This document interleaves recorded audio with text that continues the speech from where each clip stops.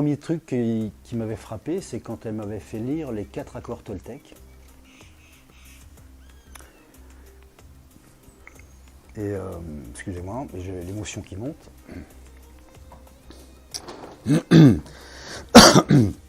Et en fait, dans ce bouquin, il y a une phrase qui m'avait marqué, c'était si tu aimes quelqu'un, aime-le pour ce qu'il est et non pas pour ce que tu voudrais qu'il soit.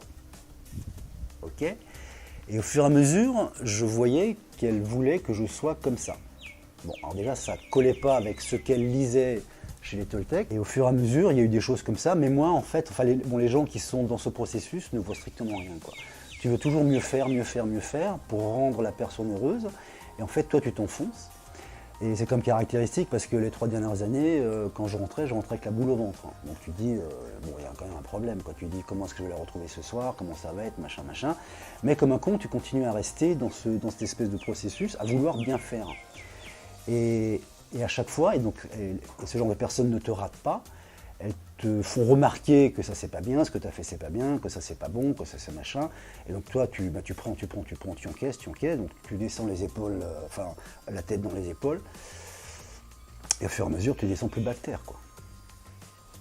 Alors quand tu es dans la situation où tu es sous l'emprise d'une personne toxique, alors, tu te rends pas forcément compte qu'elle veut te manipuler, qu'elle veut te modeler, parce qu'elle va te faire des reproches et tu te sens coupable. En fait, tu te sens coupable.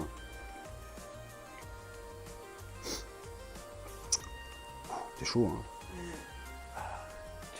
Tu te sens coupable de ne pas bien faire.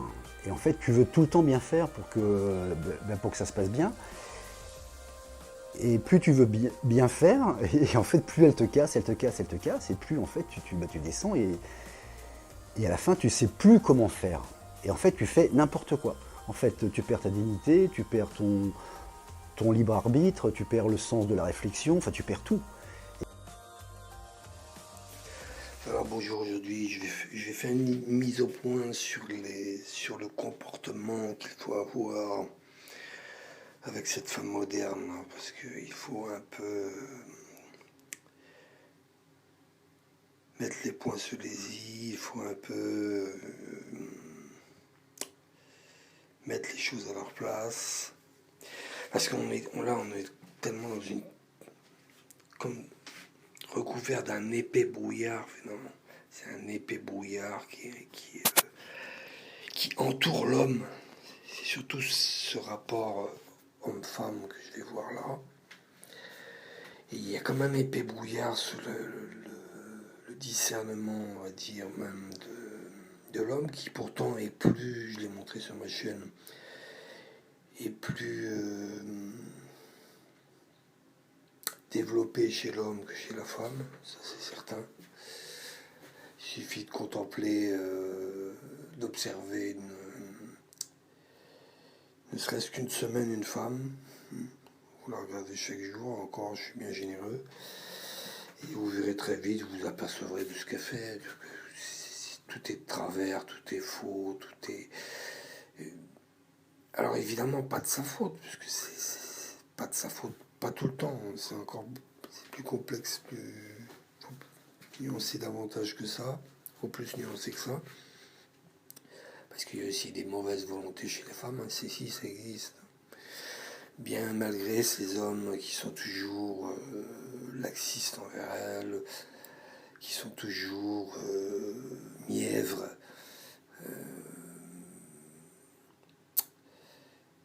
qui sont toujours tièdes vis-à-vis d'elle, et puis qui lui concèdent toujours de terrain, je vous dis, à cause de cette faiblesse naturelle qu'elle a, et qu'elle exploite. Je l'ai déjà vu maintes et maintes fois. Elle exploite sa faiblesse. Elle joue sur ce terrain-là, elle a très bien compris, elle manœuvre, intellectuellement elle manœuvre comme ça, elle sait très bien les réactions de l'homme quand elle fait quelque chose, quand elle a un projet, tout ça, elle connaît bien la psychologie de l'homme, parce que ça c'est inné. Et elle sait très bien quand elle va faire cela, que ça va lui apporter ceci, que l'homme va réagir comme cela, la majorité des hommes. Et c'est ce point-là que je voudrais souligner fortement, c'est qu'il faut dire stop. Il faut stopper ça, cette manipulation qu'elle a. Elle a une manipulation naturelle parce que cette société-là, laxiste et gauchiste, lui a accordé toujours davantage de droits, de pouvoir, d'action, de place dans la société. Et bien maintenant elle se sent investie comme ça de pouvoir sans limite, illimité, et puis elle va toujours, vous voyez, effrontément, toujours de plus en avant comme ça, elle marche toujours davantage sur l'homme. Cet homme est à moitié efféminé, je parle pas forcément efféminé extérieurement, la grande majorité des hommes là est efféminée maintenant. Je parle des esprits efféminés, pourtant masculins, c'est-à-dire qu'ils consentent, ils concèdent tout à la femme. Ils sont parfaitement consentants avec elle parce que je vous dis, elle sait jouer sur les points sensibles de l'homme. Elle sait jouer, le manipuler comme il faut. Et c'est comme ça qu'elle parvient à obtenir ce qu'elle veut, à parvenir à ses fins tout le temps. Et l'homme est la victime en dernier point, puisque je vous le dis, je vais prendre juste deux exemples. Le monde professionnel et le rapport, le monde familial, on va dire. C'est que dans le monde familial, dans la famille, eh bien, tout ce qu'elle fait, moi je l'ai observé un nombre incalculable de fois, c'est qu'elle est la chef de famille. Vous voyez, elle ne l'est pas physiquement, mais elle l'est souvent dans les choix, dans les décisions finales. Eh bien, elle est toujours là. Elle manœuvre comme ça, je dis très savamment pour obtenir ses fins. Et puis, elle est toujours mauvaise conseillère, bien souvent très mauvaise conseillère. L'homme, moi, ce que j'ai vu toujours, c'est que l'homme, il va toujours. Je me rappelle de ça, en plusieurs fois j'ai eu ça. Je vous cite un exemple, c'est donc je m'étais mis d'accord avec un mari, un homme marié une femme, il faut préciser maintenant, marié une femme. Et donc je m'étais mis d'accord pour tel d'un point de vue commercial ou professionnel, c'était telle vente, tel achat de prestations, services. Et puis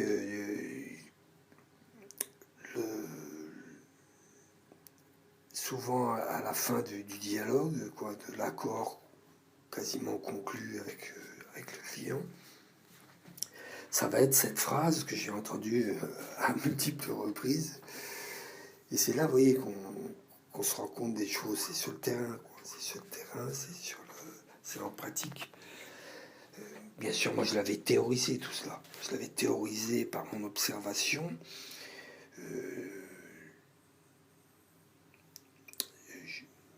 Une observation générale de la société. Mais ça s'est confirmé finalement avec ma propre expérience de vie dans mes relations professionnelles ou d'autres relations, pas nécessairement professionnelles, des relations avec des amis ou des connaissances, ça va être le même principe. Donc je reviens à ce que je disais, c'est qu'elle la dernière phrase souvent que le mari me disait, c'était je vais le demander à ma femme. Oui, je vais le demander à ma femme. Et si elle est d'accord, eh bien, l'affaire sera conclue, quoi, en fait. Vous voyez, donc c'était toujours subordonné à la décision de la petite femme. Je sais bien qu'il y a une complicité de couple. Il doit y avoir une certaine complicité entre le mari et la femme. Il doit en avoir une. Il ne faut pas non plus que celle-ci déborde en faveur d'un côté. Il ne faut pas qu'elle soit prédominante dans un côté non plus. Et là, c'est la femme qui, je vous dis, qui est la chef de famille. C'est elle qui commande, qui décide. Elle ne le fait pas par la force, elle le fait par la manigance. Et je le vois bien, là, dans cette phrase-là, comme dit, c'est souvent cet homme-là, c'est la femme qui aura la décision finale, qui va trancher. Et moi, je l'ai vu après, dans un de ces cas, parce que j'ai eu plusieurs fois cela, eh bien, je me rappelle de mémoire, c'était un contrat que je devais passer avec donc une prestation avec un client. J'ai donc eu cette phrase fatidique, vous voyez, cette phrase finale que j'ai vue avec ce mari, et à votre avis, quelle a été comment dire, la conclusion finale de cette affaire? Eh bien, c'est que j'ai plus jamais entendu parler de cette personne-là après.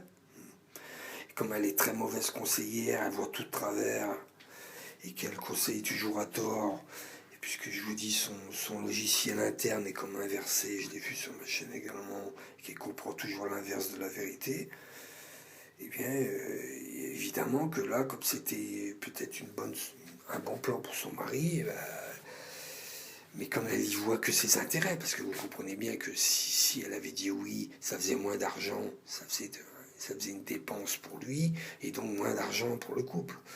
Et donc, voilà, ça avait été non. Donc elle voit ses propres petits intérêts souterrains d'abord. Hein. Et puis, c'est toujours le mari qui va subir sa décision finale. Et tout ça, c'est parce que l'homme, il est devenu trop clément, il est devenu presque le subordonné de sa femme, il est devenu l'instrument joué de sa femme, finalement, quelque part. Parce que c'est elle qui commande en réalité. Elle commande dans la majorité des couples maintenant, puisqu'il n'y a plus aucun ordre. Et que elle, je le répète, elle est très maligne. Alors, c'est pas par la force, c'est par la ruse qu'elle agit. Et donc c'est ainsi que bien elle commande comme cela. Donc deuxième point que je voudrais voir, c'est en entreprise. C'est également une autre manigance, une autre pratique qu'elle fait pour gagner du terrain toujours et encore, puisqu'elle est soutenue, je vous dis, par cette mentalité générale qu'a la société qui est en sa faveur, qui lui donne tout et encore. C'est comme ça qu'on est parvenu à l'avortement, à toutes sortes de mauvaises lois qui lui ont en sa faveur, et puis elle, comme elle n'a pas le discernement de l'homme,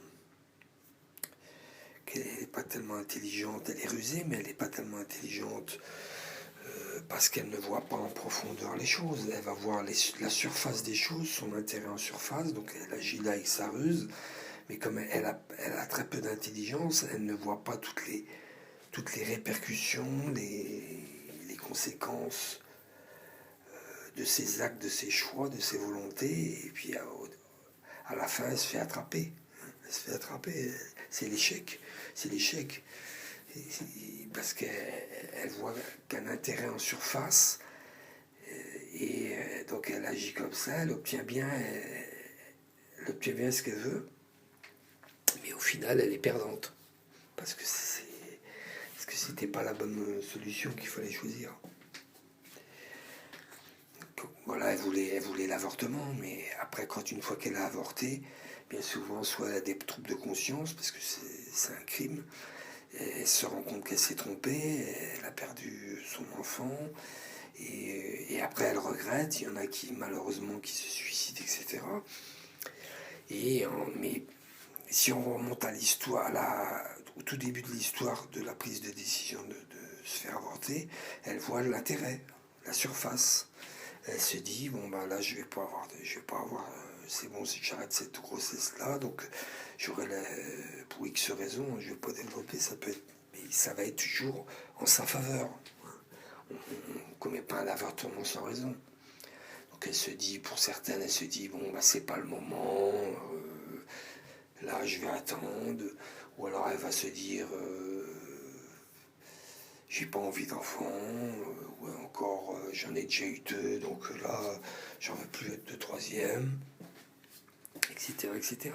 Donc elle voit une vue en surface des choses comme ça, son petit intérêt propre, immédiat, et elle ne voit pas l'après qui va lui être beaucoup plus nuisible évidemment, parce que des troubles de conscience comme ça, c'est très lourd à porter, ça la rendra malheureuse toute sa vie peut-être pour certaines. Et il y en a, ils tombent après dans toutes sortes de faits gravissimes encore pour aggraver leur cas. Donc donner du pouvoir décisionnel à une femme, c'est totalement stupide. Et ça, on le voit dans le monde de l'entreprise. Je le vois dans le monde de l'entreprise. C'est que, évidemment, comme c'est cette société-là manipulatrice, elle veut toujours donner davantage de droits à cette femme-là pour tout détruire, détraquer la société. Eh bien, l'homme, il subit de ce préjudice-là. Donc, c'est pour ça qu'il y a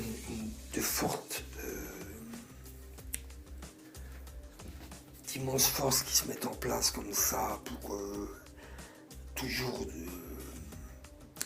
élever la femme à l'égal de l'homme. En droit, en pouvoir d'action dans la société. Donc on le voit sur le terrain, il y a de plus en plus de femmes maires, il y a de plus en plus de femmes députées, il y a de plus en plus de femmes à des hauts postes de fonctionnaires. Et elles sont de plus en plus chefs d'entreprise, etc. Mais donc on voit bien que là, il y a une montée progressive de plus en plus. Et c'est comme ça que les politiques, puisqu'il y a les féministes qui agissent, il y a les mondialistes qui agissent aussi, mais ils donnent toujours davantage de droits. Il la font monter comme ça. Et là, évidemment, toujours en prétextant cette infériorité qu'elle a eu de par le passé, en formanté, parce qu'elle a tellement de droits que même en formanté de plus en plus en arrière, au XVIIIe siècle. Et ils s'appuient toujours sur ça, les féministes. Et les manipulateurs au pouvoir, hommes aussi, ils utilisent ce moyen-là qu'elle a été, entre guillemets, maltraitée par le passé, qu'elle a été traitée non comme une équivalente, mais comme une inférieure. Ils utilisent toujours cet argument-là, en exagérant des fois de la maltraitance, etc. Pour, lui accorder toujours davantage ce qu'elle demande. C'est ainsi, comme ça, qu'elle progresse. Et on voit qu'elle a de plus en plus de métiers d'homme, je l'ai vu, de place dans la société.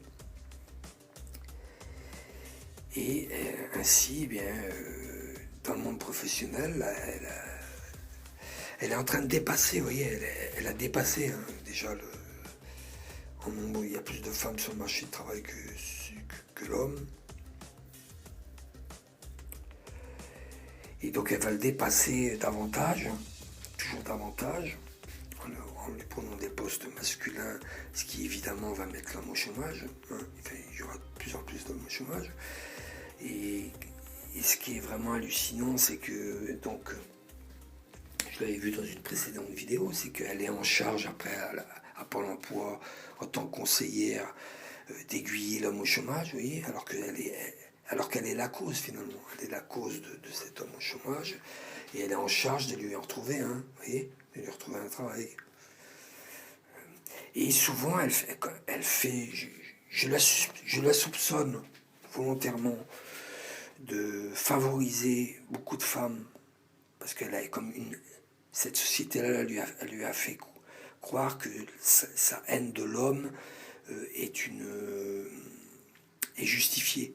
Elle doit haïr l'homme, elle doit l'égaler, et tout ça c'est une manipulation, elle est tombée dedans. C'est comme ça qu'il y en a beaucoup, je suis certain qu'il y a beaucoup de conseillères, enfin certains, je soupçonne on va dire, je soupçonne qu'il y a beaucoup de conseillères qui favorisent certaines femmes au détriment de l'homme. Comment prouver qu'une femme, puisque dans le secret de son bureau, comment prouver que... Et comment voir qu'une femme a décidé en son fort intérieur, tiens là je vais plutôt donner cette candidature-là, cette offre-là, je vais l'envoyer plutôt à cette femme-là qu'à cet homme-là. C'est impossible, c'est impossible. Ou alors faudrait qu'il soit espionné, mais on n'a pas droit à l'espionnage. Une conversation de femmes entre elles, par exemple, ça a dû arriver maintes et maintes fois peut-être, disant qu'ils favorisent les hommes plutôt que les femmes, par exemple. Et ça, je suis sûr je soupçonne que c'est arrivé maintes et maintes fois. Et ainsi, l'homme, il se fait priver de sa place là, parce qu'elles investissent de plus en plus tous les secteurs, et surtout, il y a beaucoup de conseillères d'emploi. Donc, vous voyez, moi, j'ai eu beaucoup d'échos, c'est la catastrophe leur travail. C'est-à-dire qu'elles font tout de travers, soit de travers, des omissions involontaires, certes. Mais comment mettre des aides qui sont naturellement incapables d'exercer une fonction, comment les placer à ces postes-là, si après c'est la catastrophe, c'est du désastre, c'est totalement stupide. Mais comme il y a cette mentalité, ce féminisme qui envahit la société, eh bien l'homme subit tout ça, hein. Il subit toute cette évolution là, de société, et il est toujours là, de plus en plus la victime.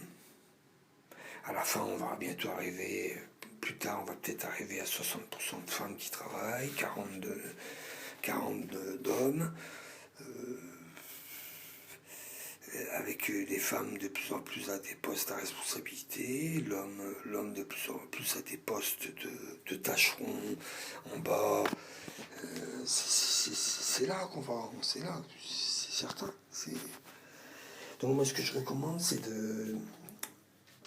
aux hommes, c'est de remettre cette femme à sa place, de la remettre à sa place. Sans violence. C'est que la meilleure manière, c'est de ne pas céder à ses caprices. De ne pas céder à ses caprices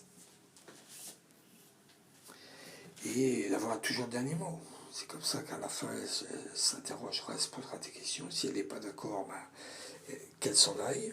Si elle veut s'en aller du couple, qu'elle s'en aille. Mais bien souvent, quand vous parvenez à cette extrémité, tout d'un coup, là, elle change d'avis. Parce que, vous voyez, une manipulatrice comme ça, elle est tellement habituée à obtenir ce qu'elle veut par ses manipulations, que si un jour vous vous mettez à refuser et à être bien droit dans vos bottes, et bien souvent là, elle commence à s'interroger, là c'est vous qui allez renverser. Vous voyez, c'est vous qui allez renverser la situation. Et tout d'un coup, elle sent qu'elle n'a plus de prise. En tant que manipulatrice, elle n'arrive plus à manipuler. Et là, tout d'un coup, il y a une inversion qui se passe. Et là, si elle est vraiment extrémiste, elle va quitter le couple. Hein, c'est-à-dire qu'elle divorcera, etc. Mais dans une grande majorité, elle va commencer à fermer son clapet. Elle va commencer à fermer son clapet et à réfléchir un peu. C'est comme ça que vous pouvez un petit peu la faire prendre conscience de son attitude là, de capitaine dans le couple, de femme et chef dans les entreprises. Et une fois qu'elle est, des fois quand elle est cadre ou elle domine dans des entreprises, elle se permet comme ça d'infliger soit des punitions, soit des sanctions à des hommes. Parce que oui, tout ça c'est psychologique, quoi, c'est mental. Elle se sent en accord avec avec l'esprit du temps, l'air du temps, et puis comme ce féminisme-là la pousse toujours à être ambitieuse, eh bien ça se ressent aussi quand elle est en situation de supériorité par rapport à l'homme dans une entreprise. Ben, là, elle va sanctionner, elle va être désagréable, elle va commander,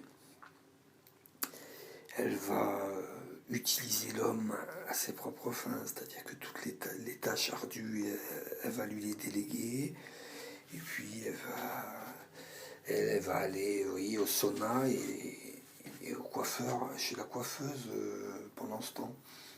C'est ça c'est sa ruse, la ruse féminine est diabolique, et souvent l'homme il apprend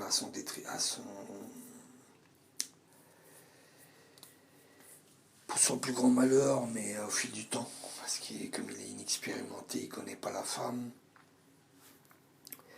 eh bien il faudra l'expérience de la pratique et de la vie pour s'en convaincre, pour qu'on se convainque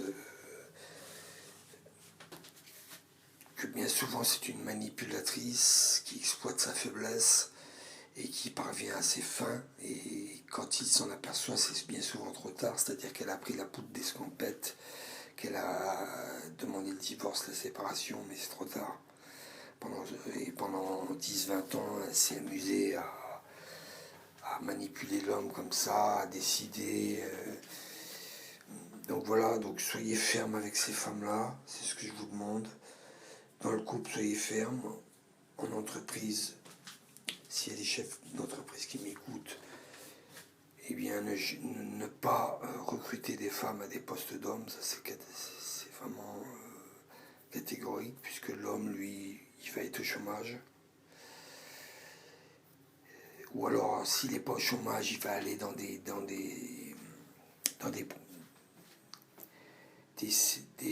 postes où il ne se plaira pas, qui ne sont pas de son ressort, qui sont des postes saisonniers, qui sont des postes qui n'ont rien à voir avec ses compétences, ses qualifications, ses diplômes, mais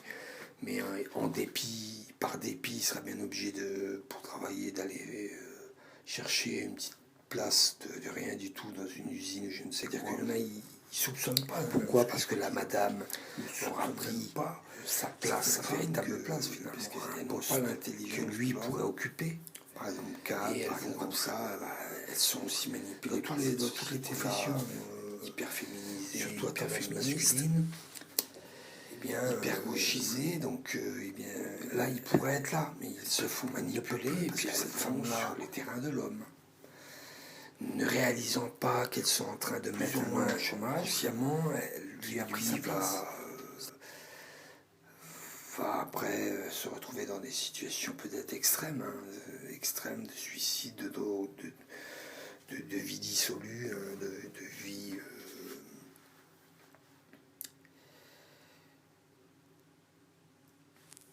vraiment préjudiciable à son encontre, et tout ça, vous voyez, c'est un tout, donc il faut vraiment, je dis aux chefs d'entreprise, vous n'avez pas à vous justifier. Si vous avez, faites comme font ces conseillères que je soupçonne de faire, c'est-à-dire que elles sont, comment dire, elles sont intouchables. On ne peut pas rentrer dans la tête d'une personne et prouver qu'elle a pensé, tiens, je vais mettre une femme là plus qu'un homme. Et on ne peut pas le prouver. Mais quand on voit que les femmes, les postes de femmes augmentent toujours davantage, que l'homme est de plus en plus au chômage, ben là on commence à se poser des questions. On se dit, c'est étrange. Donc vous, de même, vous pouvez user, pourquoi pas du même stratagème que je soupçonne qu'elles font, c'est-à-dire que si vous avez 10 candidatures sur une place, peu importe le nombre d'hommes ou de femmes, il y aura certainement des femmes qui vont postuler, alors que peut-être que votre place, ça sera une place d'homme. Eh bien, privilégiez l'homme. privilégier l'homme, évidemment, donner une place à l'homme, parce que je vous dis, l'homme, il n'a pas de fonction reproductive. Il n'a pas de fonction de reproduction, l'homme. Il ne va pas enfanter, donc il ne va pas mettre au monde un enfant. Donc la femme est supérieure en ce domaine. On est d'accord, la femme est supérieure en ce domaine, l'homme est inférieur en ce domaine. Il faut donc que lui, il ait une compensation ailleurs, c'est-à-dire qu'il doit, lui, aller travailler, gagner sa vie, pour pas tomber dans l'oisiveté, la détresse, le suicide, le désespoir, etc. Et donc, vous êtes en droit, naturellement, de favoriser l'homme qui, lui, n'est pas égal du point de vue de la maternité. Il ne sera jamais, il n'a pas cette, je le répète, cette fonction reproductive. Il est normal et juste que lui, il puisse travailler en entreprise davantage que la femme. C'est tout. Si vous inversez les choses comme le veut cette société détraquée, et que vous accordez toujours de la place à la femme en lui accordant des postes, a fortiori à tendance masculine, hein, des postes, je ne sais pas, comme je l'ai déjà vu dans la sécurité, des postes où il faut faire preuve d'un peu de force physique, tous ces secteurs-là, elles y vont de plus en plus. Et donc l'homme, il subit ce contre-coup-là, il subit cela, et il se retrouve au chômage. Donc vous êtes indirectement responsable, les chefs d'entreprise. Si vous privilégiez, vous recrutez des femmes, vous êtes responsable de cet homme-là qui va déchoir par la suite, je vous le dis. Voilà, donc c'est deux domaines là que je voulais voir, et ma conclusion c'est il faut être plus ferme envers la femme, parce que cette société, elle trompe ce pouvoir politique, il trompe toute la société.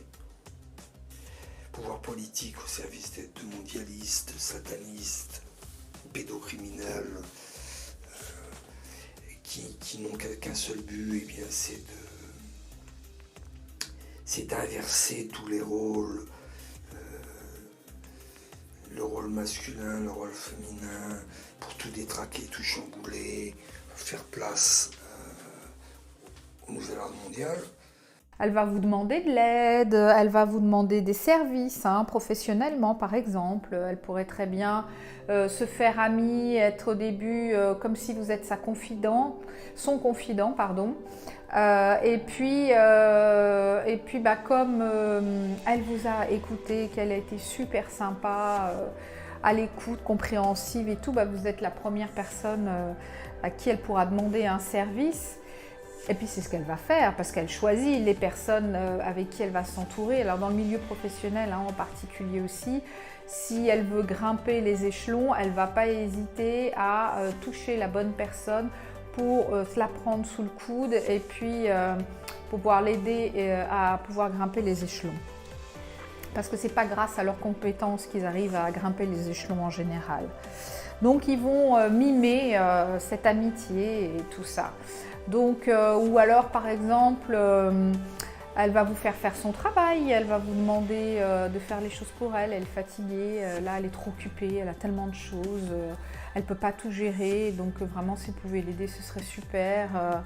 Ou alors vous allez avoir une super idée, vous allez la partager avec une femme pervers narcissique.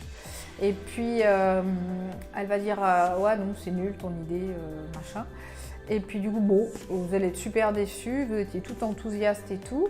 Et puis 2 jours après, vous allez voir qu'en réunion, elle se sera accaparée votre idée et elle va se l'approprier. Puis elle va dire « Ah, j'ai une super idée, vous savez pas quoi, on devrait faire ça. » Et là, vous êtes tellement sur les fesses que vous dites rien en général. Et puis qu'il y a du monde, alors on n'ose pas et tout ça. Et voilà de quoi elles sont capables. Elles vont se récolter les lauriers et puis elles s'approprient les choses qui ne sont pas à elles.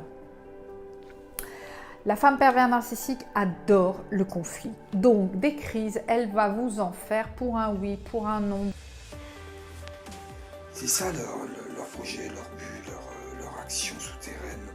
Il faut savoir la déceler, il faut savoir la contrecarrer, il faut savoir la déjouer justement, oui, en appliquant ce que je vous dis là, en utilisant son cerveau et en réalisant que la femme, il n'y a pas du tout de machisme là-dedans, ni de sexisme.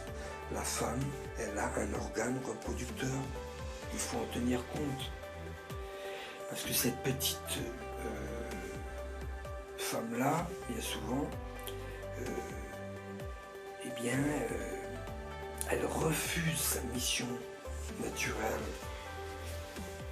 qui est de devenir mère, notamment par le biais de l'avortement, par exemple.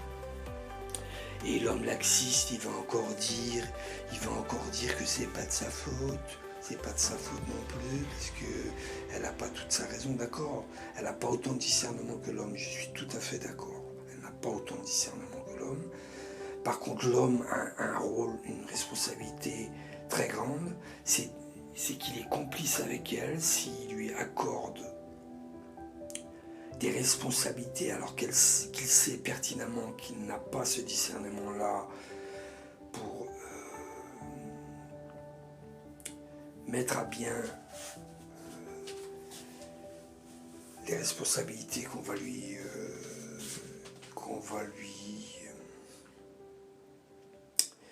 donner au sein d'une entreprise. Il est complice avec elle. Il est complice parce qu'il le sait bien, mais cette propension naturelle à vouloir défendre la femme, eh bien fait qu'elle décide quelque chose, vous savez pertinemment dans votre fort intérieur que c'est une mauvaise décision, bah vous lui dites non, non, non. Faut pas avoir peur de sa manipulation après, faut pas avoir peur. Oui, parce que l'homme, après, après c'est une habitude qu'il a pris. Il sait que c'est une petite manipulatrice, il sait qu'il va jouer sur telle et telle corde sensible. Et vous voyez, je prends juste un exemple pour terminer. L'homme a décidé quelque chose, voilà que mademoiselle Boud, Madame Boud, elle n'est pas d'accord. Et puis elle lui montre qu'elle n'est pas d'accord en boudant, en faisant la tête. Et à la fin, l'homme, il change d'avis pour plaire à cette petite femme-là, pour lui accorder ce qu'elle veut. C'est comme ça, c'est du chantage affectif, c'est de la manipulation sournoise. Et elle use de ça, de ce pouvoir-là, continuellement, dans toute la société, même dans des rapports qui sont non intimes, dans les relations de tous les jours. Je le vois, leur petite manigance, leur petit sourire séducteur, pour parvenir à leur fin, c'est comme ça qu'elles font. Ils se ramollient intérieurement, quoi. Il fait preuve de laxisme envers elle, d'un véritable laxisme. Et il lui accorde toujours tous ses droits, il lui accorde tout, même ce qui va lui être défavorable, ce qui va être défavorable à la femme elle-même et ce qui va être défavorable à sa propre existence. Donc il faut absolument qu'il prenne conscience de cela. La femme, elle doit... il faut que l'homme ne cède pas aux caprices de la femme, en lui accordant tout ce qu'elle veut, puisque la femme est dangereuse. Elle est dangereuse au sens où elle n'a pas du discernement assez affûté, assez important pour pouvoir discerner ce qui est vraiment bien pour elle, ce qui n'est pas bon pour elle. C'est ainsi que comme ça, on voit 200 000 avortements chaque année. 200 000, c'est pas un petit échantillon, 200 000. Alors on me dirait, oui, il y a 1000 avorteuses chaque année en France. Il y a 500, encore 1000, c'est déjà beaucoup. Il y a 500 avorteuses là, chaque année. Bon, je dirais, c'est 500 idiotes. Hein, c'est 500 idiotes, puisqu'il n'y en aurait que 500. Qui sont peut-être la haine de la vie, qui sont peut-être totalement idiotes et ne se rendent pas compte qu'ils vont tuer une vie.